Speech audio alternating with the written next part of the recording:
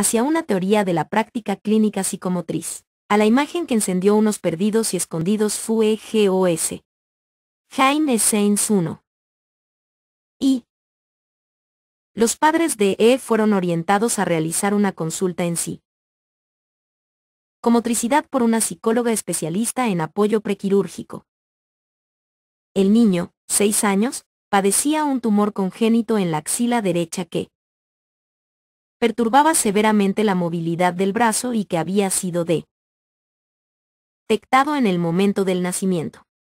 Se les indicó que el único soporte terapéutico era la rehabilitación, ya que por el momento el tumor era inoperable. El niño realiza desde los primeros meses de vida rehabilitación kinesiológica. Los padres realizaron la consulta para que a través de un tratamiento se le ejercitara la mano izquierda. Esperaban que mejorara el uso del brazo derecho y que en un comienzo trabajara con el izquierdo para favorecer la destreza manual según lo requerido por la escuela. El niño tendía a aislarse y a buscar juegos pasivos. En lo dicho por los padres era posible escuchar dos temas insistentes, situados en la palabra dolor y en la palabra función. ¿De quién era el dolor? ¿De qué función se trataba? Jan Vergés dice, el abordaje psicomotor es una manera de comprender lo que el cuerpo envuelve. 2. Presentación clínica, 1988. Un Sainz Jaime, obra poética. Biblioteca del Sesquicentenario de la República de Bolivia, La Paz, 1975. 2. Jan Vergés.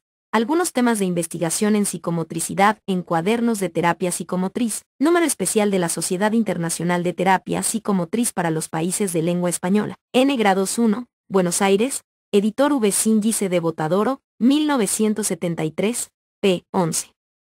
Para poder realizar lo que se llama el inventario psicomotor, Vergés sugiere estudiar al cuerpo como una envoltura.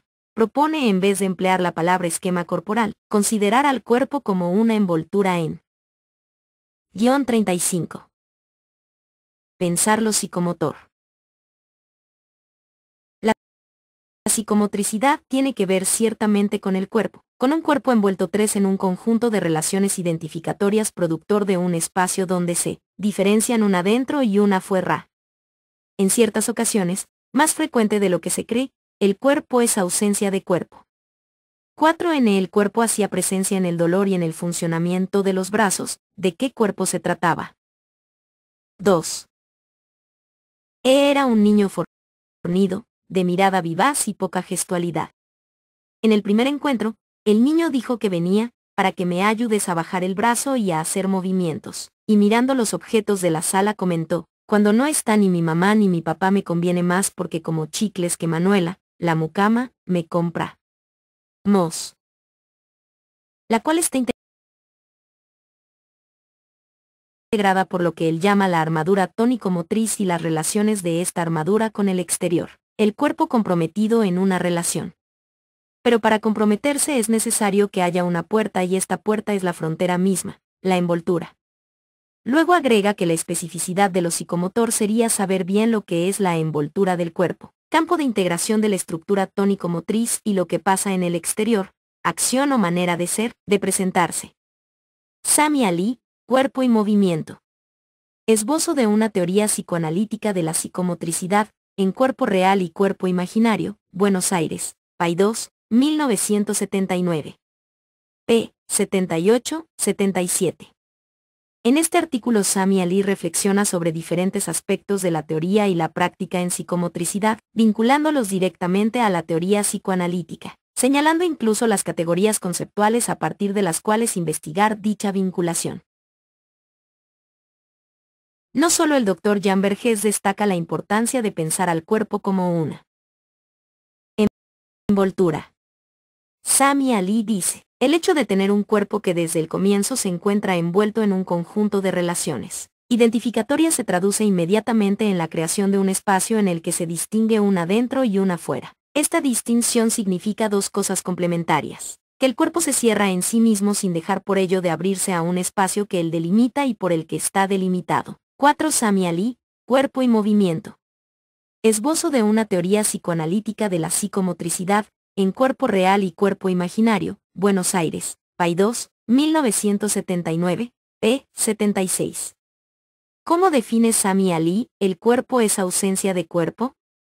En el mismo artículo Sami Ali da cuenta de lo complejo que es abordar al cuerpo como objeto de investigación ya, que se encuentra vinculado a circunstancias ambiguas, de pertenecer a lo real, a lo imaginario y vinculado a la palabra. Finalmente en dicho artículo aborda al cuerpo, desde una línea teórica que desarrolló al referirse al concepto de espacio imaginario. Para Vergés, la ausencia del cuerpo está vinculada a la posición, dice, el cuerpo tiene una posición o bien está ausente. Y considera que la primera meta de la terapia psicomotriz es dar al cuerpo una posición, una presencia. En este aspecto lo importante no es la acción, es el acto y sobre todo el acto de la palabra que es enunciada de una sola vez. Jan Vergés, Diagnóstico y Terapia en Psicomotricidad, en Cuerpo y Comunicación, Madrid, 1988. 36. 4. Hacia una teoría de la práctica clínica psicomotriz. Unos envoltorios de chicles que fue sacando de su bolsillo y continuó durante largo rato dando vueltas por la sala. Comenzamos a trabajar con papel y lápiz, y luego le solicité que se dibujara a sí mismo, a un niño como él. Mientras trabajaba, presentaba una modalidad prensil hábil, apenas se apropiaba del lápiz y sus trazos eran poco perceptibles, ver gráficos 1, 2 y 3. En el transcurso de las primeras entrevistas observamos que el desarrollo psicomotor era restringido e inmaduro, pérdida de la estabilidad pastorel, marcadas sincinesias tónicas y de reproducción, dificultades en las coordinaciones generales y cuando le propuse que corriera me dijo que no se acordaba cómo se hacía. Fuimos respetando la distancia espacial y corporal que el niño instaló en la transferencia. No se aplicaron pruebas de tono ni palpación de masas musculares. Tampoco se valoró el desempeño psicomotor de sus manos ni de sus brazos. El diagnóstico psicomotor se realizó a través de dibujos, lo que el niño dijo, una hora de juego y de la observación de la organización psicomotriz dada a ver en las diversas situaciones lúdicas y relacionales que desplegó tanto en el espacio, con los objetos y respecto de la terapeuta. El juego era suelto y preciso.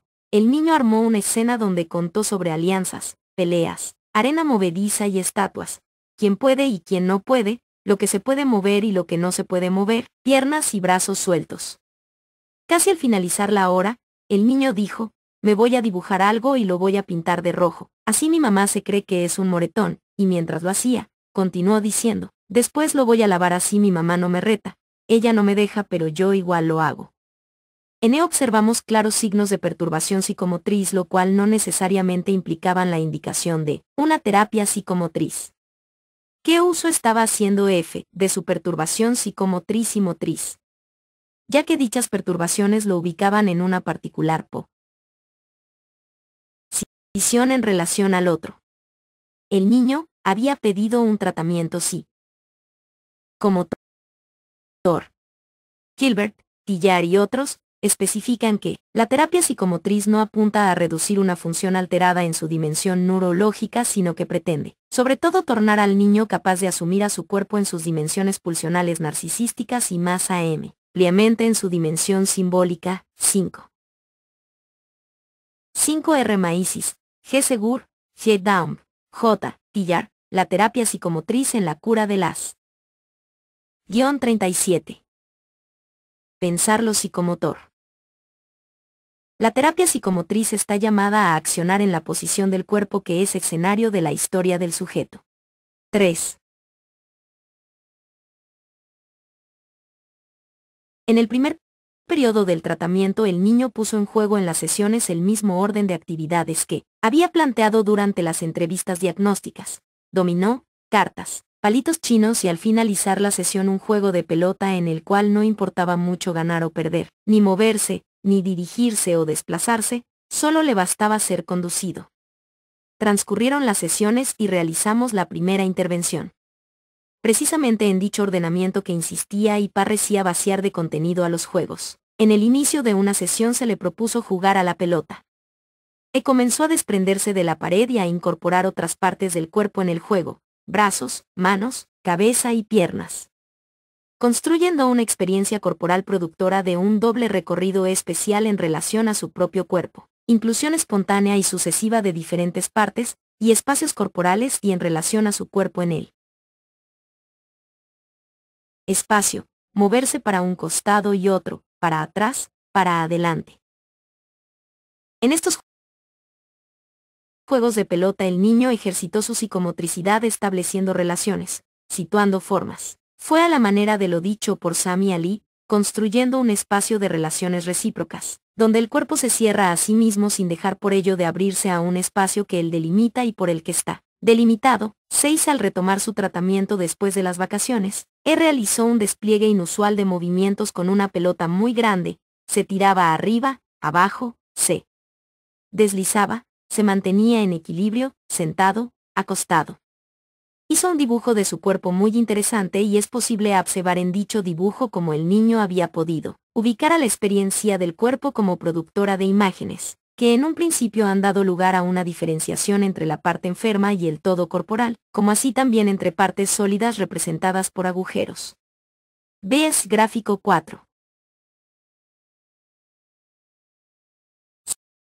Psicosis del niño, en Cuadernos de Terapia Psicomotriz, número especial de la Sociedad Internacional de Terapia Psicomotriz para los Países de Lengua Española, N. Grados 1, Buenos Aires, editor V. Síndice de Botadoro, 1973, p. 44. 6. Sami Ali. Cuerpo y movimiento. Esbozo de una teoría psicoanalítica de la psicomotricidad, en Cuerpo Real y Cuerpo Imaginario, Buenos Aires, Paidós, 1979. 38. 4. Hacia una teoría de la práctica clínica psicomotriz. Schilder especifica, la formación de agujeros y la formación de partes sólidas son las únicas posibilidades en cuanto al desarrollo. 7. Del cuerpo como masa. Se podría pensar que el dibujo que el niño había realizado, de diferente y a su vez conservando algunos de los rasgos de los primeros dibujos, muestra la construcción a través de la experiencia con el cuerpo, el espacio y los objetos de cierto saber sobre sí que tuvo efecto sobre su imagen corporal. Veas gráfico 5. 4. Insistentemente cuando el niño se resbalaba, se tropezaba o caía, comentaba de inmediato, no me dolió. Las referencias al dolor en y su familia adquirían particularidades. Tanto los primeros años de vida del niño como en los primeros vínculos y acciones corporales del niño con su familia el dolor había tenido una presencia constante y remitía a una falla de origen y a un porvenir incierto. ¿Qué asuntos del cuerpo se desalojaron al ocupar la enfermedad y el dolor tanta necesaria atención y espacio? El efecto del dolor sobre la imagen del cuerpo no ha sido aún suficientemente estudiado. Schilder sitúa al dolor, por un lado, como una verdadera sensación la cual cuenta con un sistema fisiológico para su registro y procesamiento. Y por otro lado dice que el padecimiento de un dolor produce una alteración en la estructura levida en el de la unidad corporal, la atención se centra en la parte del cuerpo que padece el dolor. Y se recibe una sobrecarga de libido en la parte dolorida. Paralela. Mente, por significar un peligro en sí misma, la parte dolorida queda aislada. Habría una cierta tendencia a desalojarla de la imagen. Para Schilder el órgano o espacio corporal que produce dolor pasa a ser el centro de una nueva experiencia corporal. Pasa a representar un papel que comúnmente representan las zonas erógenas.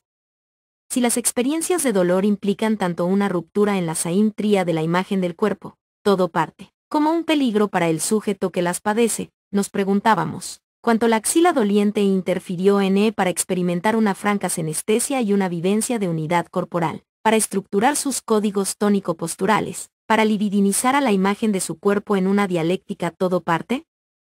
Como así también frente a la experiencia de dolor constante, ¿qué lugar ocuparon por ejemplo la adquisición de la marcha, del 7. Paul Schilder, Imagen y apariencia del cuerpo humano, Buenos Aires, Paidós, 1977. Pensar lo psicomotor. Lenguaje del control de esfínteres. ¿Y en qué posición en relación a su familia el niño ubicó a su cuerpo y en qué posición ubicaron los padres al cuerpo de este hijo? Y en el espacio terapéutico, ¿cómo se desplegó el movimiento si dicho movimiento producía dolor? Luego de haber iniciado su tratamiento el niño fue actor, alejándoos de la palabra dolor. Fue en ese poder de lo posible, en el cual tantas veces interrogó el niño a su propio cuerpo, donde se llevó a cabo el tratamiento, de forma tal de que nada de lo que ocurría en el espacio terapéutico se representara inmóvil, fijo, que el accionar del cuerpo de refiriera, en cuanto, poder de lo posible, a una serie inconclusa de apariencias, sorpresas, de imágenes espontáneas.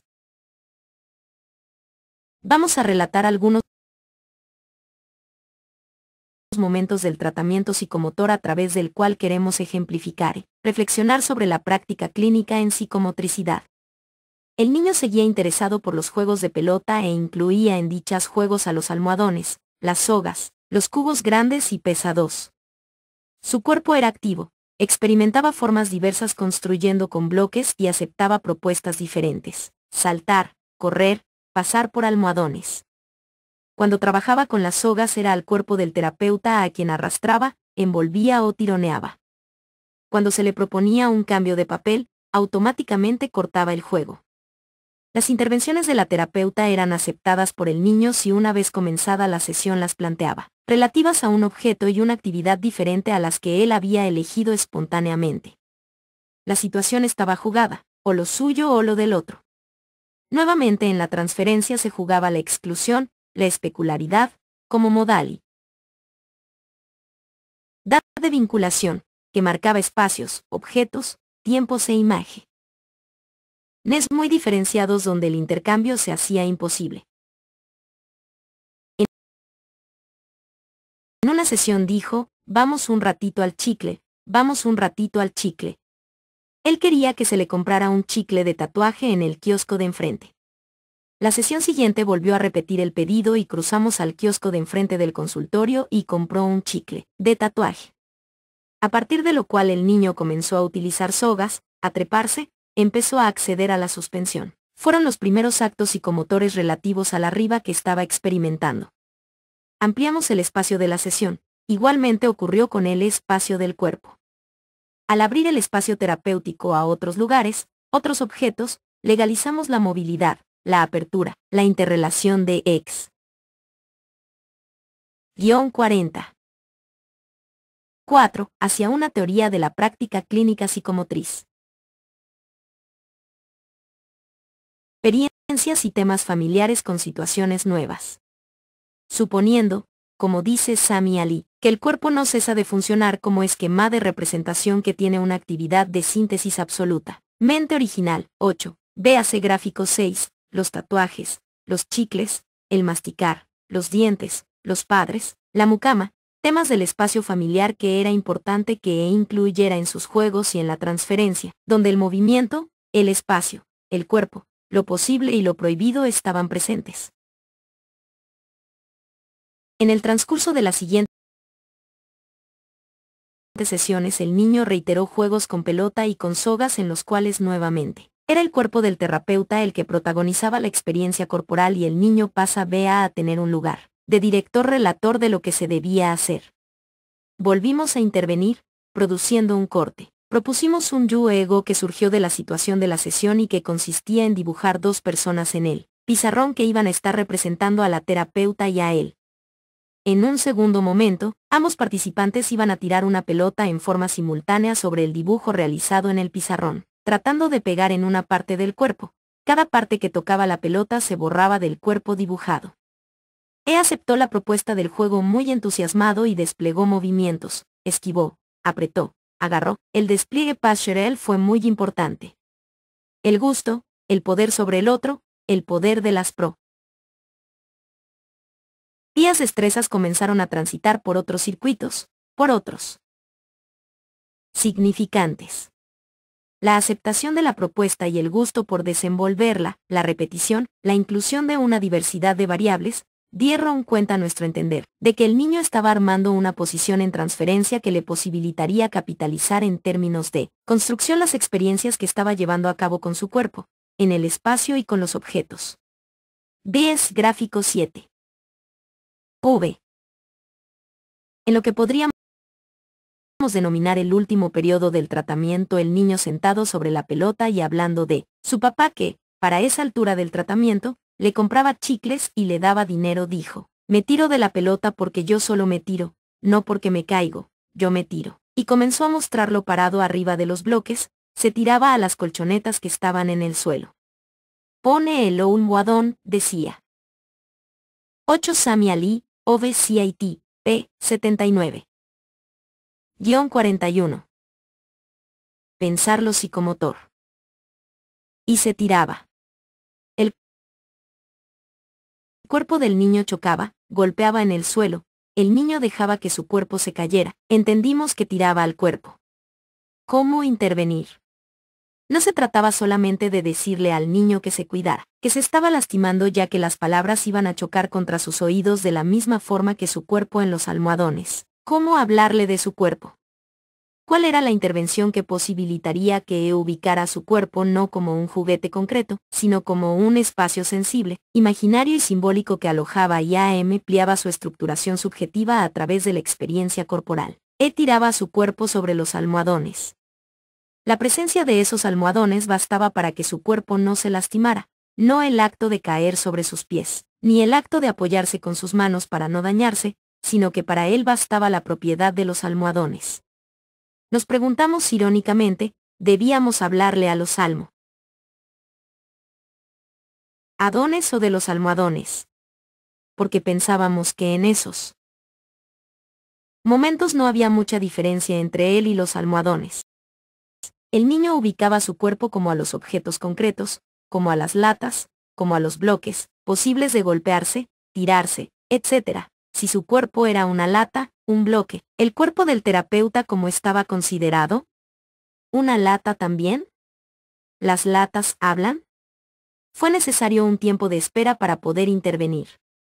En una sesión fuimos a un kiosco lejano. En la siguiente sesión entró y dijo: arriba las manos, soy un policía, te llevo preso. Habló de sus amigos por primera vez y propuso jugar al policía y el ladrón. Yuguemos dijo: dale que vos te caías, yo te agarraba y vos no te dabas cuenta. Comenzamos a jugar, el niño dirigía el juego, el cuerpo del terapeuta estaba obligado a moverse según lo que él indicara, solo él sesionaba. En el cuerpo del terapeuta depositaba su acción, nuevamente un cuerpo-objeto. Luego de que dicha escena se reiterara una y otra vez, la terapeuta le dijo al niño: estás dirigiendo el juego, a lo que el niño contesta: yo soy el policía. Nuevamente se le repite: pero aún así vos estás dirigiendo el juego, no jugando al ladrón y el policía. La escena continuó repitiéndose y por decisión del terapeuta el juego se interrumpió. El niño buscó dibujar, quiso ir a su kiosco, volvió a plantear el juego del policía, tomando la misma posición que ya había sido señalada y finalmente se puso a jugar solo con una pelota. Intervenimos haciendo como si fuéramos a quitarle la pelota y se armó una gran pelea con almohadones y pelotas. En algunos 42. 4. Hacia una teoría de la práctica clínica psicomotriz. Mentos la pelea dejó de ser un juego, se le señaló al niño y finalmente comenzó a jugar instalado en una escena ficcional, donde tanto su cuerpo como el de la terapeuta comenzaron a representar a otros. En las sesiones siguientes eligió jugar con los bloques y latas, a tirarlos, aplastarlos, hacer caer, con pies, manos, sogas, palos y almohadones. Tomamos una posición de observación y en un momento, cuando el niño dio una orden que implicaba la ubicación de la terapeuta en un lugar de objeto, y no de intercambio, la terapeuta le habló al niño que jugaba, diciéndole: yo no soy una lata. El niño dijo: sí, ya lo sé, y cortó el juego. Quiso hacer un dibujo, jugó con arcilla, Pidió que construyéramos un fuerte que en el transcurso de las sesiones siguientes fuimos armando y luego se lo llevó a su casa. Hizo también con la arcilla unas pelotas que llamó pelotas raras.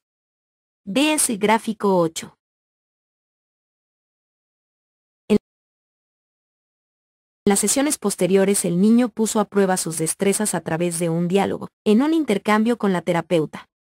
Preguntaba, ¿vos qué decís? ¿Qué puedo o qué no puedo? Yo digo que yo. Yo digo que es difícil pero que puedo. Conversaba sobre los amigos de la escuela. En estas últimas sesiones de este periodo de tratamiento, el niño jugó a ser Batman, Robin, al circo, a la escuela. Empezó a interesarse por el judo y por las nenas. Los juegos comenzaron a dar cuenta de diferentes historias. Su cuerpo y el cuerpo de la terapeuta participaban junto con los objetos y el espacio en el relato. Guión 43. 10. Con el lenguaje en el cuerpo *, un modo de especificar la práctica psicomotriz. ¿Qué hacemos cuando hacemos psicomotricidad? ¿De qué estamos hablando cuando hablamos en nombre de la psicomotricidad? La psicomotricidad es una práctica específica, no por estar su acción dirigida generalmente a los niños y a las perturbaciones del movimiento. El modo en que el pensamiento psicomotor da cuenta del cuerpo y trata a los síntomas del cuerpo es una manera específica. ¿Cómo estudiar la manera específica de la práctica psicomotriz? Aquello que es inherente, que se ajusta, que pertenece a lo que el término psicomotriz significa, lo que ha obrado en el origen, en tanto fuente, en tanto fundamento. Y investigar la relación entre la postura y la comunicación es una forma específicamente psicomotriz de pensar. Al cuerpo, es una manera particular de ubicar la relación del cuerpo con el lenguaje, que retorna y que envuelve al organismo del hombre desde que fue nombrado Homo erectus para luego ser denominado Homo sapiens. Nos interesa abordar en esta oportunidad la relación del lenguaje y el cuerpo a través de la postura, acercarnos a esa relación inmemorial que plantea el encuentro del cuerpo con el lenguaje mediando la postura. Y considerar los espacios, las funciones del cuerpo y algunos de los modos en que se reconstruye y se reaviva en cada sujeto, como ley general de la especie y como fundamento del yo, la coalescencia entre el cuerpo y el lenguaje. 1. Conferencia dictada en el primer Congreso Nacional de Estimulación Temprana, Educación Especial y Psicomotricidad. Córdoba, 22, 23 y 24 de octubre de 1998. Un Jacques Lacan, Conferencia en Ginebra sobre el síntoma, en Intervenciones y Textos 2, Buenos Aires, Manantial, 1988. Pensar lo psicomotor. ¿Cuáles son las condiciones que nos permitirán avanzar con nuestros interrogantes? Como primer punto, por un lado, estableciendo a la postura y a la función pastorel como un espacio material, virtual y simbólico donde es posible discurrir dicha reconstrucción. Y por otro lado, considerando al campo tónico postural como el representante y el testigo más allegado, más próximo, más cercano en el tiempo y en el espacio de la recepción y coacción que ejerce el lenguaje sobre el organismo, capturándolo, metaforizándolo, ofreciendo un velo y construyendo de esta manera al cuerpo funcionante. Partimos de considerar que tanto el cuerpo funcionante como el lenguaje, el hecho que un sujeto hable desde su lugar, es la incógnita de la que más se ha ocupado el discurso de la medicina, del psicoanálisis como así también de la filosofía y la lingüística. El cuerpo funcionante, sano, enfermo y el uso de la palabra es lo que constituye al sujeto como perteneciente a la especie y a su vez es lo que no está desenvuelto en el recién nacido. Esta paradoja, donde lo que es propiamente humano no está inicialmente presente en el ser humano, nos posibilita señalar dos cuestiones, que el cuerpo y el lenguaje no son atributos o complementos del sujeto sino que consisten al sujeto, son también su origen, lo que está en causa y fundamento, lo germinal en tanto sujeto, lo que por ley lo constituye como tal. Y que el cuerpo y el lenguaje son lo que se toma, lo que se recibe del otro, por lo que son a su vez hechos de transferencia, de transmisión de un otro. J. Vergés propone que el lenguaje es una obligación, una coacción. ¿Por qué no pensar a la forma humana que se da a ver en lo Pascherel como una coacción? Por pertenecer y para pertenecer a la especie estamos coaccionados tanto biológica como culturalmente a hablar y a sostener un cuerpo, una forma humana que se aparece en la postura. Representan tanto la postura como la palabra el sometimiento del organismo a las leyes de la especie y de la cultura. Es en el tránsito de la estructuración del cuerpo funcionante y en el uso de la palabra que se establece la correspondencia, la común unión que hace participar al sujeto en lo humano. Acceder al campo Pascherel y al nombre de las cosas es efecto y el riesgo que corre el infans, dos de ser captado y sometido a una tra. 2. Los padres modelan al sujeto en esa función que titulé como simbolismo. Lo que. 96. 10. Con el lenguaje en el cuerpo. De legalidades y normas que se especifican mediante la asistencia de un otro en dos operaciones fundantes, alienación y corte, el deseo y la ley. 2. Vamos a continuar a través de algunos interrogantes. ¿Cuál es la primera función? ¿Cuál es el primer funcionamiento? Cuando Wowlen 3 describe al estado de prematurez del recién nacido ubica del mismo modo que Freud 4.2, causales de tensión para la estructura, dos variables frente a lo cual el infans es prematuro, a lo que viene de afuera y a lo que deriva del propio cuerpo. Es la inmadurez en sí misma, por legalidad de la especie, la que instala el amado y es allí donde también se corre el riesgo de ser escuchado y respondido. Ubicamos a la prematurez como una primera función que da lugar a los funcionamientos corporales y del lenguaje, que se construyen y despliegan en el espacio del entre dos. Es posible considerar otras funciones y espacios corporales derivados de la ontogenia que oficien de interlocutores con la función del otro materno. ¿Con qué cuenta el recién nacido para recibir y sostener el llamado respuesta al otro materno? ¿Con qué espacios del cuerpo y con cuáles funciones se dirige al otro materno haciéndole sensible y partícipe de su presencia? ¿Qué aporta el infans a la construcción del espacio del entre dos? Vamos a señalar 4 competencias del equipamiento neurobiológico que ontogénicamente se encuentran maduras, en condiciones de ponerse en funcionamiento, y participan junto con la prematurez de las negociaciones que se llevan a cabo entre el infans y su madre y. Quiere decir, estrictamente, no que el niño sea el principio de un símbolo, sino que la manera en que le ha sido instilado un modo de hablar, no puede sino llevar la marca del modo bajo el cual lo aceptaron los padres. Sé muy bien que esto presenta toda suerte de variaciones y de aventuras. Jacques Lacan, OVCIT, p. 124. 3. Henry Wowlen, Los orígenes del carácter en el niño, Buenos Aires, Nueva Visión, 1975. 4. Sigmund Freud, Proyecto de una psicología para neurólogos, en obras completas, T1, tercero edición, Madrid, traductor López Ballesteros, Biblioteca Nueva, 1973, p. 229. 97. Pensar lo psicomotor. Que sin duda sostienen y enriquecen la construcción del espacio de la demanda entramando el soma al lenguaje. La tensión interna del cuerpo producto del hambre, sueño, malestares diversos que si no son atendidos. Específicamente, 5 dan lugar a estados de tensión generalizada, inspiraciones y enrojecimiento de la piel, cierre de ojos y de puños, gritos y modificación respiratoria. Toda instancia de exploración queda anulada.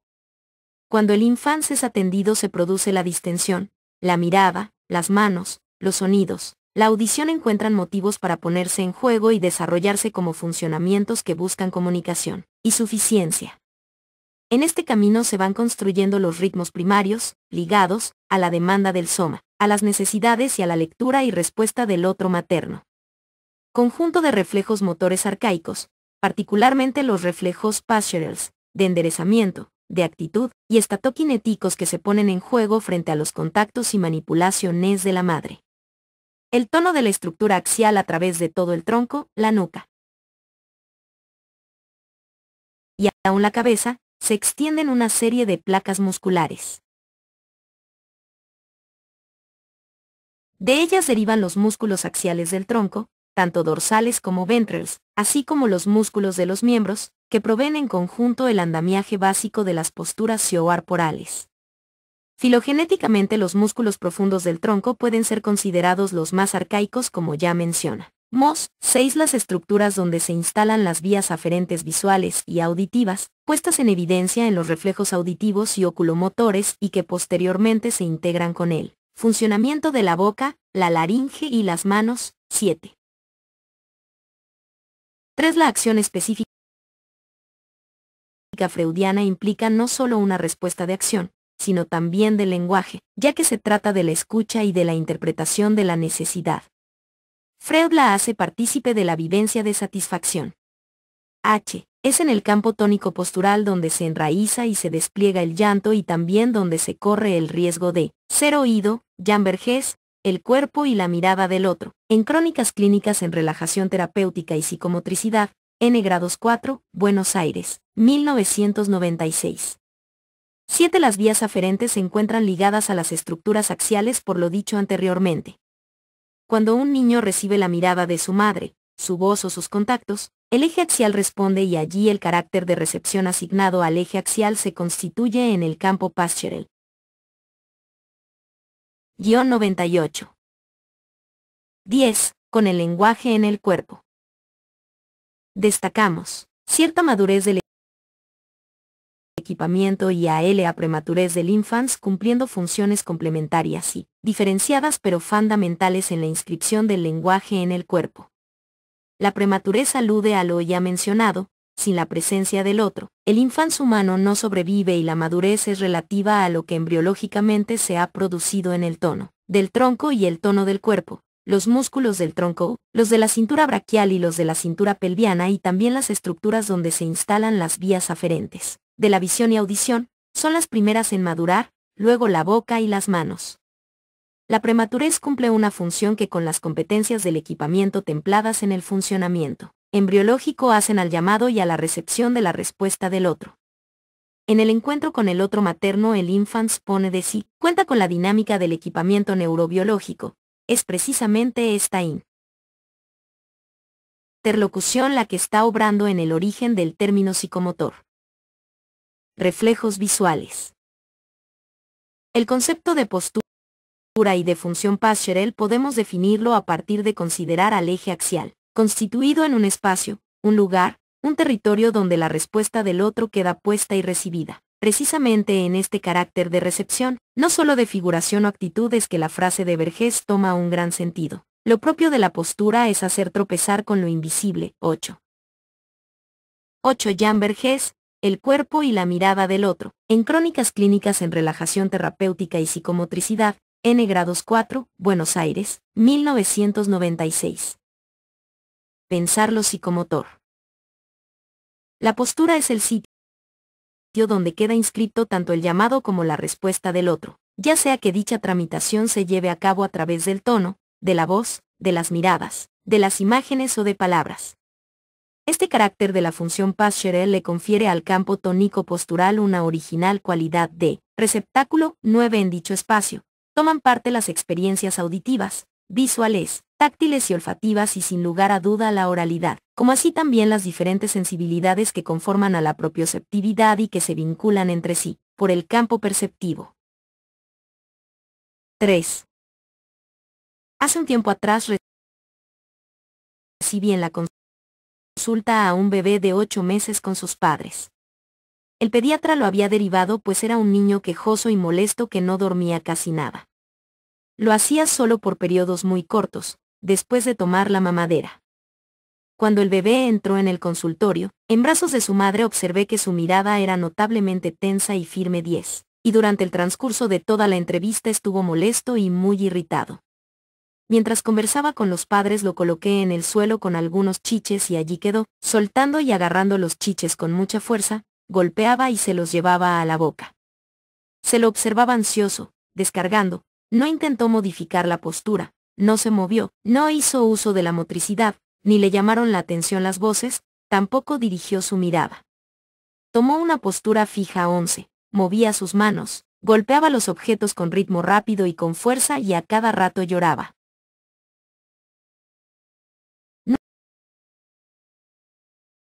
9. Vergés dice que Wowlen habla de postura y Ajuriaguerra de cuerpo receptáculo. Esta última noción la utiliza en forma sistemática. La función Pascherel actúa como receptáculo, como una cavidad que puede contener y recibir para después también expresar. El cuerpo es ante nada un receptáculo, un lugar de inscripción, una forma implacablemente destinada a imprimirse con los escenarios, los colores de otro comenzando por la copia servil del motivo, Jan Vergés, el cuerpo y la mirada del otro, en Crónicas clínicas en relajación terapéutica y psicomotricidad, N. Grados 4, Buenos Aires, 1996.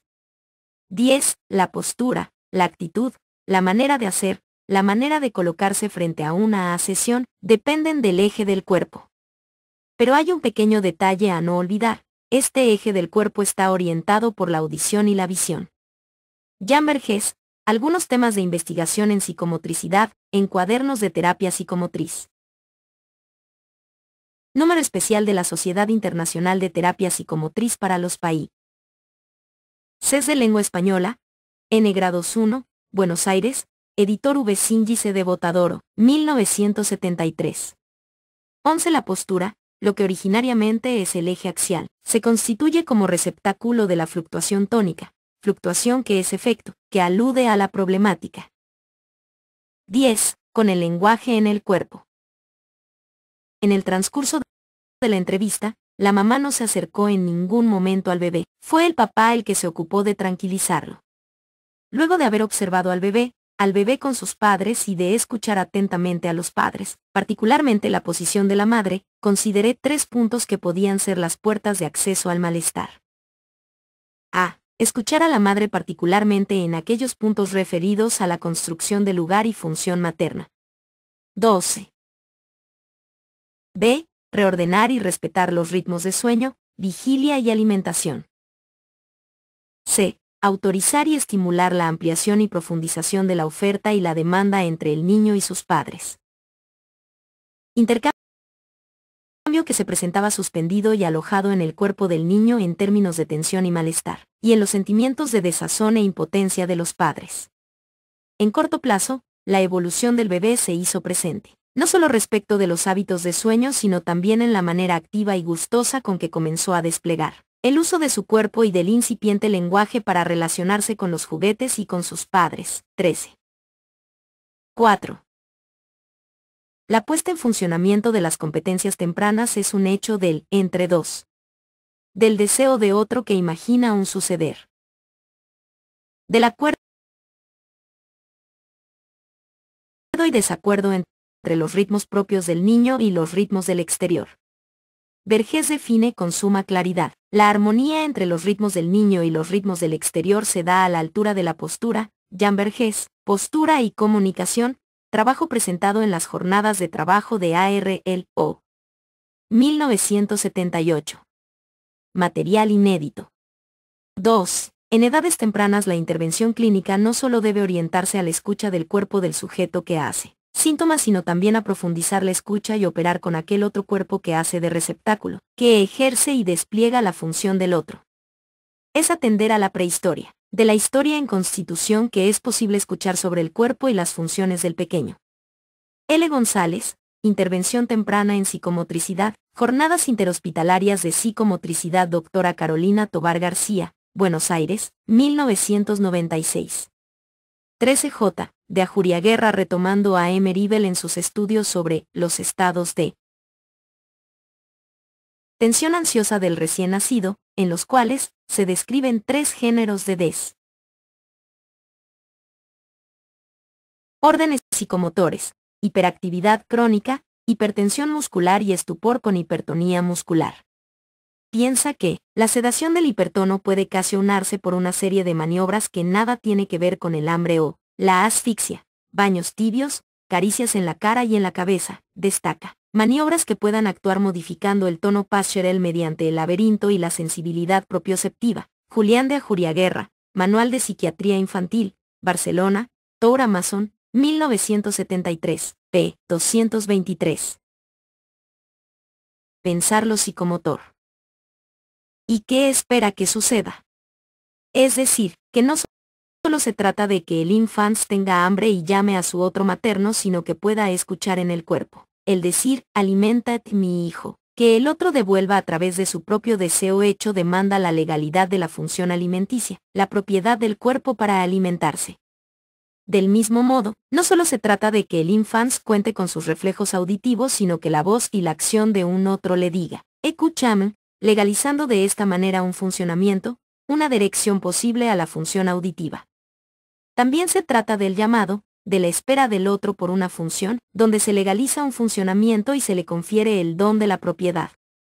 En esta circunstancia el bebé es un otro para su madre, pues no solo importa que la madre sea un otro para el bebé. En el concepto de postura y de función pastorel no solo está presente la respuesta sino también la inscripción, del llamado, 14. La postura, en su componente tónico, es trampolín, origen de la direccionalidad, salida de la motricidad, ocular, oral, manual, así como del gesto y de la voz. La postura es sensible, patente al otro. En este punto cabe ubicar lo dicho por J. Vergés, la postura, la actitud tomada, el eje del cuerpo, siendo entonces no un órgano sino el lugar de un deseo. 15. Finalmente podemos ubicar a la postura y la función pastorel que se construye entre el equipamiento y la asistencia del otro materno como un receptáculo donde tiene asiento. A. La presencia del cuerpo del otro en términos de tono, postura, mirada, voz, palabras, imágenes. De esta inscripción deriva la posibilidad de contar, escuchar y dirigirse al otro. B. La presencia del propio cuerpo, que a través de la asistencia y las palabras del otro se hace sensible para el sujeto y le posibilita de ahí en más comenzar a construir lo que hemos llamado el campo pastorel y un lugar desde donde hablar. 16. 14. Si el niño grita y no recibe ninguna respuesta, visual, táctil, de acuñamiento, de palabra, su grito es anulado, salido del silencio, vuelve al silencio. Los trastornos instrumentales, como ustedes ven, son dificultades que no se articulan en torno a la laringe, sino alrededor de lo que en el grito la laringe tiene que ver con una respuesta, sería una caricia. La laringe está articulada a una caricia. Jan Vergés, Trastornos instrumentales y psicopatología del niño, art inédito.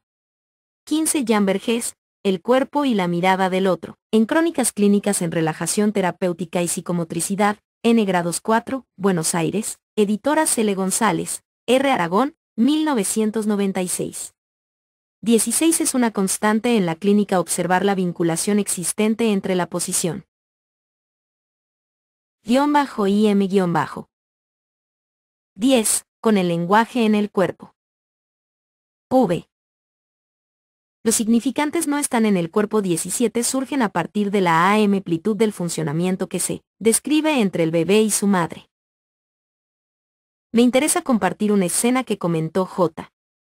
Vergés en el año 1988 cuando estuvo en Buenos Aires. Cuando una madre está cambiando a su hijo, los movimientos que ella realiza a tales fines van estimulando la postura de su hijo y el cuerpo del bebé sobre el cambiador. Con su eje y sus miembros produce una figura sobre un espacio. 18. La figura inspira 19 a la madre y algo dice. 20. No sé si siempre importa tanto lo que dice, importa la inspiración y un cierto decir. ¿Será que ese decir vuelto sobre el cuerpo del infant con voz y mirada inspirada lo hace seguir haciendo para seguir escuchando? ¿Es posible pensar que la inspiración del otro materno hace que el cuerpo escuche con algo más que con los oídos? ¿Qué función cumplirá sobre los actos reflejos, sobre un eje axial sensible, la imaginación fecunda de una madre puesta al servicio de su hijo a través de palabras? La inspiración de una madre entra por el oído del bebé y toca al cuerpo y a las funciones, demanda al niño, pide para sí. La inspiración de una madre instala tanto a la ejercitación refleja como a la copia y a la imitación en el campo del para mamá, del para otro, armando una dirección a las funciones, dando lugar a la puesta en funcionamiento. La madre en su decir inspirado, supone y da crédito, anticipa, obliga y compromete al infant. Introduce el lenguaje en el cuerpo. Que el niño juega en la transferencia con el funcionamiento de la mirada, las manos, la boca, la postura y el espacio del cuerpo. Cuando hay rechazo, tensión, o cuando hay disposición y gusto puesto en marcha en la transferencia, las funciones y espacios corporales nombrados ponen en juego dichas posiciones. 17 Jan Vergés, Somatolalia, Art inédito. Y 8 Jan Vergés, Jornadas de estudio con Jan Vergés y Marik Pons de Vergés. Asociación Argentina de Psicomotricidad y Centro Doctora Lidia Coriat, Buenos Aires 1988. Y inspiración, acción de atraer el aire o introducirlo en los pulmones. Fuerza creadora, imaginación fecunda. A Jan Vergés, Jornadas de estudio con Jan Vergés y Marik Pons de Vergés. Asociación Argentina de Psicomotricidad y Centro Doctora Lidia Coriat, Buenos Aires 1988.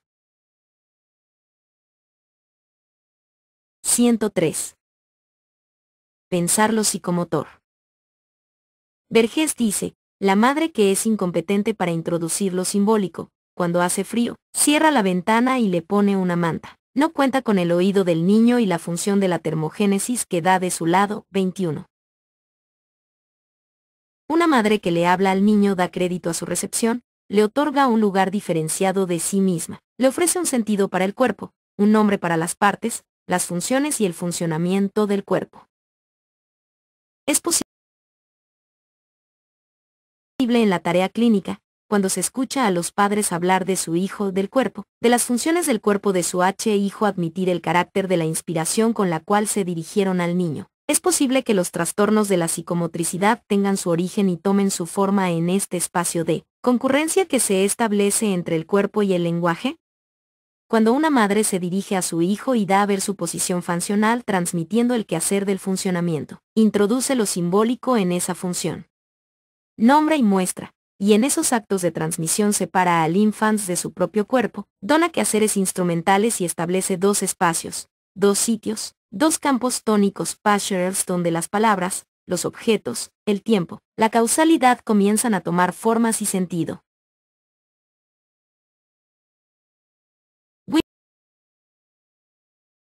Winnicott describe las funciones maternas primordiales, el sostenimiento, la manipulación y la presentación objetal. En las dos primeras están implicados tanto el cuerpo del bebé como el de la mamá y la tercera función consiste en mostrar gradualmente los objetos de la realidad al infans.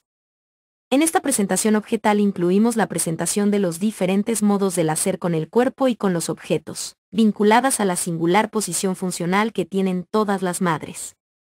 De esta manera el campo de la acción, lo que podemos llamar lo instrumental del cuerpo, también es relativo a cómo las partes del cuerpo, los funcionamientos corporales y los objetos de la realidad han sido presentados y cómo han sido transmitidos por la función materna. 22. Un modo de profundizar en la investigación del diagnóstico y terapéutica de los trastornos psicomotores es, interrogamos sobre los efectos. 21 Jan Vergés. Edith. 22 Donald W. Winnicott, La familia y el desarrollo del individuo, Buenos Aires, Orme, 1980, p. 34. 10. Con el lenguaje en el cuerpo. 2. Del lenguaje, escuchar al lenguaje en el cuerpo. Teniendo en cuenta no solo lo que se dice y cómo se dice, sino también considerando la posición funcional con que el otro materno opera y desenvuelve el funcionamiento de los diferentes espacios y funciones corporales del niño. De esta manera, como ya lo hemos mencionado, se sitúa el INT irrogante, en lo que no se ve de la función en su funcionamiento. D. ¿Cómo definir el síntoma psicomotor? La forma en que un concepto es ubicado, en que está ligado a otros, antecedido y precedido por otros conceptos, da lugar a una manera de acción, es decir, a una dirección, y legitima la naturaleza del objeto del cual se habla. La práctica clínica en psicomotricidad está hecha por lo que en cada terapeuta puede estar nombrado como síntoma psicomotor y a partir de allí ubicado en un aparato significante, que determina el orden y la lógica que delinean la función de los psicomotricistas, los instrumentos de acción y que posibilitan diferenciarnos de otras prácticas y comunicarnos entre nosotros. Ajustarnos e investigar los conceptos nos da pie para descubrir la legitimidad y la legalidad necesaria para lanzarnos a desdoblar en la práctica la causalidad del pensamiento de origen, establecida por Wowlen y Ajuriaguerra. ¿Cómo definir al cuerpo atendiendo no solo al pensamiento de origen sino también a lo que resulta de la investigación clínica? Como pensar a esa forma inicial ligada a otro, produciendo en un organismo, funciones, funcionamiento y realizaciones. El cuerpo es dado en el orden hipotético de una representación innata de la misma forma en que es dada la cadena del lenguaje en el medio ambiente del bebé. 23. El cuerpo y sus funciones es la deriva de otro. El cuerpo es un primer lugar y un receptáculo. Así el cuerpo es un ámbito, un lugar donde se ubican límites, una superficie y también una forma en la cual circula el deseo del otro.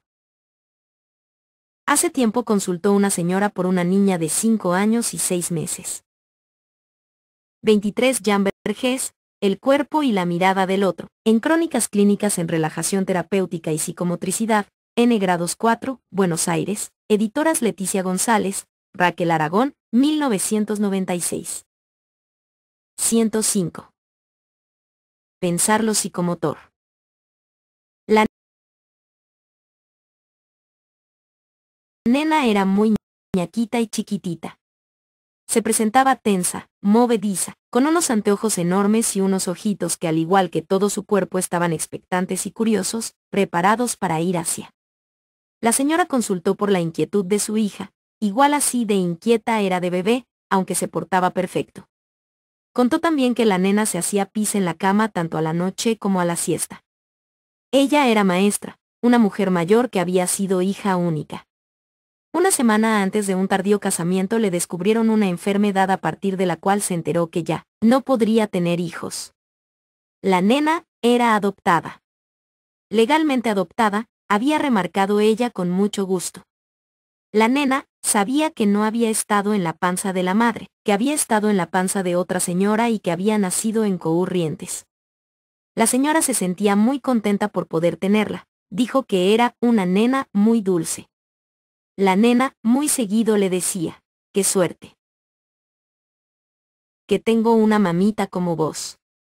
Allí, en ese momento del discurso. Se emocionó. Hacía controles estrictos por la salud de su hija, ya que al no saber por la salud de la madre biológica siempre podía estar en riesgo.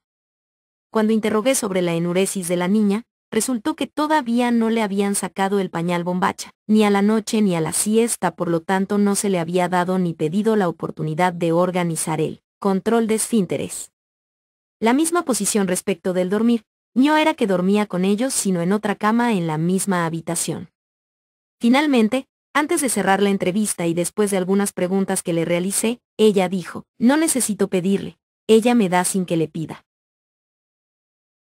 ¿Dónde ubicar el síntoma? ¿Cómo se legitima a una hija adoptada legalmente? ¿Qué sucede en el funcionamiento del cuerpo del niño cuando una madre no pide, no nombra, no adjudica y al no pedir no da espacio a un suceder? ¿Cómo sostener y operar en un tratamiento psicomotor, con esta relación de evidencia entre el funcionamiento del cuerpo de un hijo y el decir de una madre? ¿Cómo pensar al síntoma psicomotor a partir de darnos por enterados que en el funcionamiento del cuerpo del niño, las funciones están ligadas a cómo ese niño es hablado y mirado? 106. 10. Con el lenguaje en el cuerpo. Retomemos lo dicho por Vergés. Los significantes no están en el cuerpo. 24 surgen a partir del funcionamiento, de ese nombre que se le asigna a un funcionamiento. Entiendo por nombrar, a las palabras que señalan, que distinguen, que particularizan. El funcionamiento del cuerpo del niño se encuentra sujeto a la acción significante, de atribución, de valor, de orden, de jerarquía de sus progenitores. Se trata de una transmisión que sostiene su acción en el espacio del entre dos y en el lugar mismo del cuerpo, con palabras y acciones propias del cuerpo. El concepto de cuerpo en la clínica psicomotriz no puede estar separado de la acción significante y de la materialización que en el cuerpo de cada sujeto marcan los amores, la sexualidad, las enfermedades, las muertes y los decires y saberes a los que a lo largo de su vida ha estado expuesto. Los diferentes funcionamientos del cuerpo y el desarrollo psicomotor se encuentran capturados y se ponen en juego. en una sucesión de actos que denominaremos de transmisión, de transferencia. Pienso que dicha manera de escuchar al cuerpo pone en cuestión lo visible del estatuto sintomático de su disfuncionamiento y da a ver la legalidad del síntoma, que orienta y precisa la intervención clínica.